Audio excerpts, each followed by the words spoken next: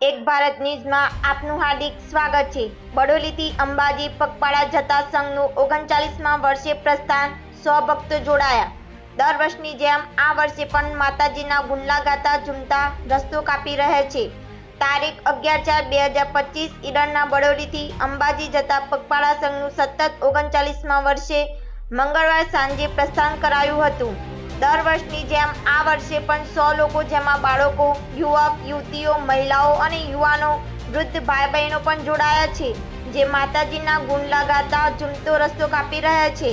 100 શ્રદ્ધાળુઓનો આ સંઘ પોતાની સાથે બધી જ વ્યવસ્થા રાખી માતાજીના દર્શને છેલ્લા 39 વર્ષથી દર વર્ષે ચૈત્રી પૂનમે પગપાળા જાય છે।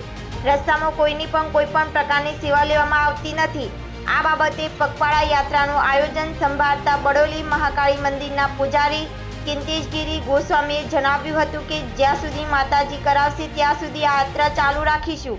રિપોર્ટર સંજય ગાંધી।